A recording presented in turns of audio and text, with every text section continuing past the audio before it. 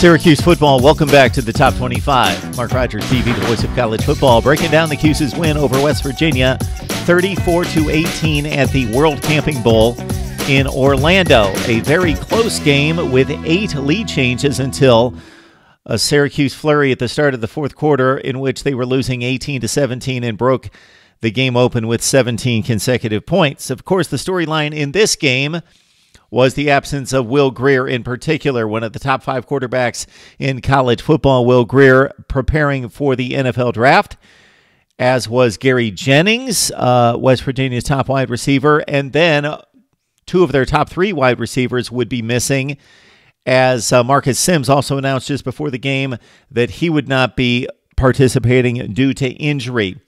Yadni Kajust, West Virginia's top offensive lineman, also preparing for the NFL draft. So West Virginia's high-powered offense, one of the best in the nation, missing 4 key components: quarterback, 2 of the top 3 receivers, and David Sills kind of left alone as the top receiving threat for West Virginia, and, of course, its best offensive lineman.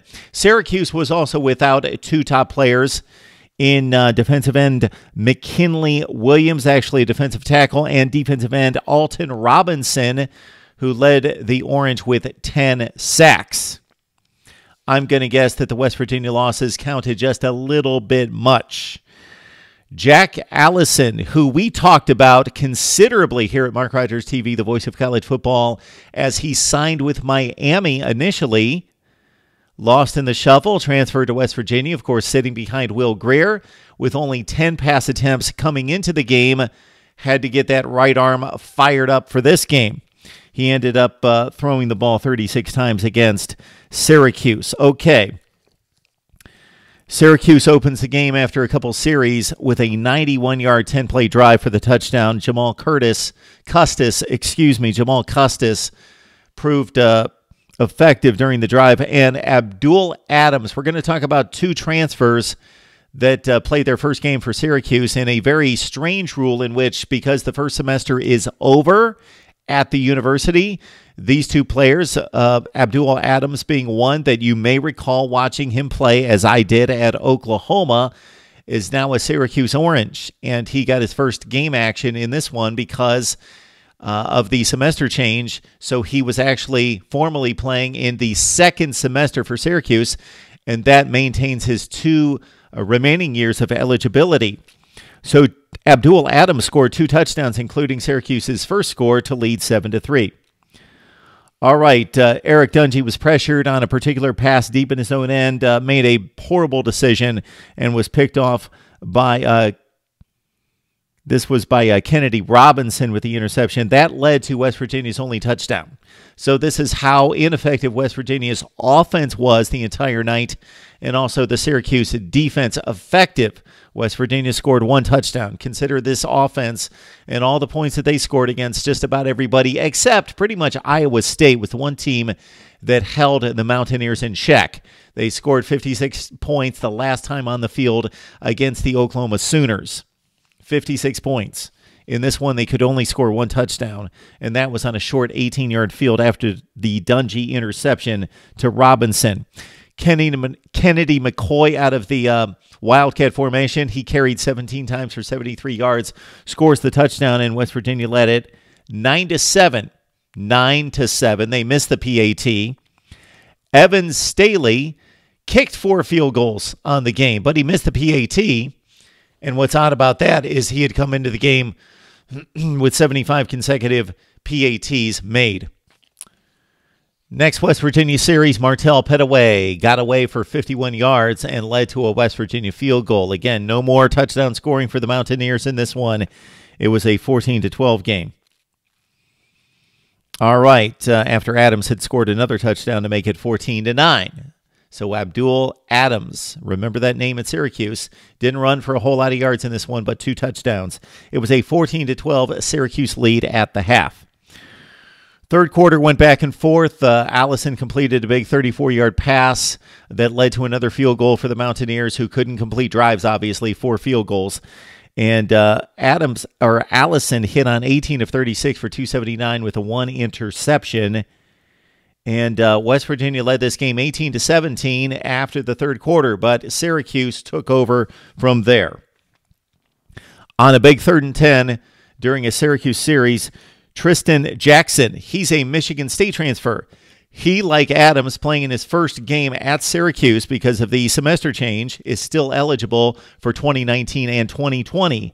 Caught a touchdown from Dungy to make it 24-18 Syracuse, and then the game just swung in a hurry. Allison was picked off on a deflected pass, made a high pass, and Kennedy McCoy deflected the ball going for it.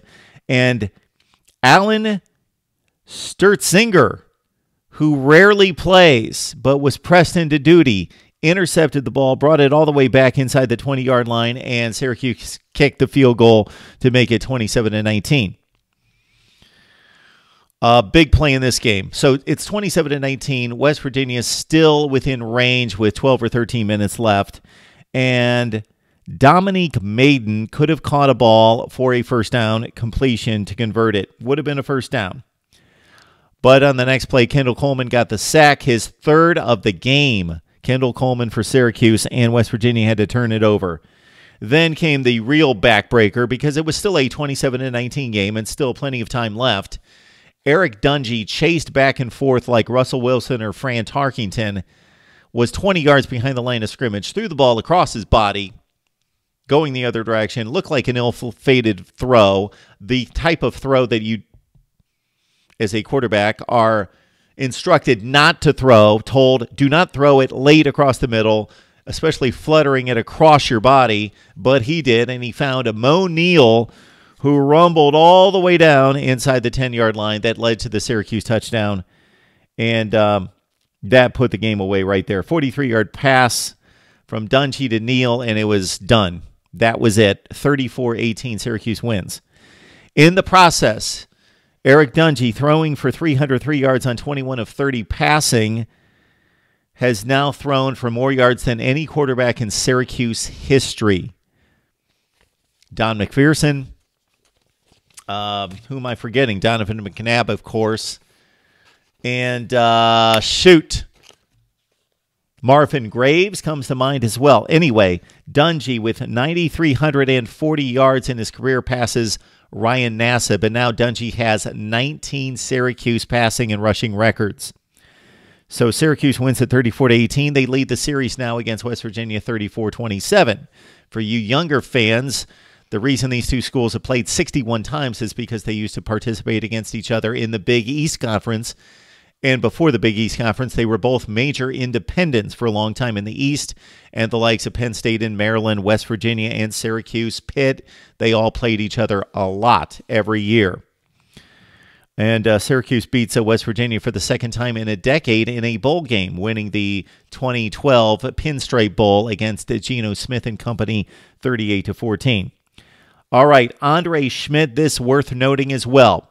Kicked a few field goals for Syracuse. He was the Lou Groza Award winner and finished with 30 field goals. He came within 1 of the FBS record for a season, held by Billy Bennett. Remember Billy Bennett, the Georgia kicker in 1993, who notched 31 field goals. Syracuse finishes at 10-3. They will be ranked in the final top 25 poll for the first time since 2001. They have won double-digit games for the first time since 2001 as well. Let's look ahead for West Virginia and Syracuse. The Mountaineers finish at 8-4. Their 2019 campaign includes out-of-conference games against James Madison, at Missouri, and against North Carolina State. So West Virginia has not exactly scheduled difficult in recent years, but this particular year, I have much respect for West Virginia. Scheduling 2 Power 5s against difficult foes. Again, Missouri on the road, and then they've got North Carolina State. Of course, we were robbed of seeing Ryan Finley and Will Greer duel it out with North Carolina State and West Virginia. The game at North Carolina State in Raleigh being wiped out by the hurricane in September.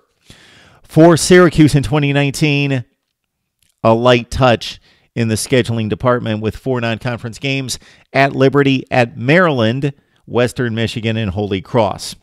I'll be back throughout the night with instant analysis. I'm tracking the Washington State Iowa State game at the Valero Alamo Bowl. And, of course, I took in Auburn and Purdue, and what a game that was for the Auburn Tigers, who could not be defended in this one. It was just a blowout of epic proportions against the Big Ten's Purdue Boilermakers. And, of course, on Saturday, live streams and instant analysis all day as we track you all the way from South Carolina, Virginia, and Michigan, Florida on through the day in the college football playoffs, of course.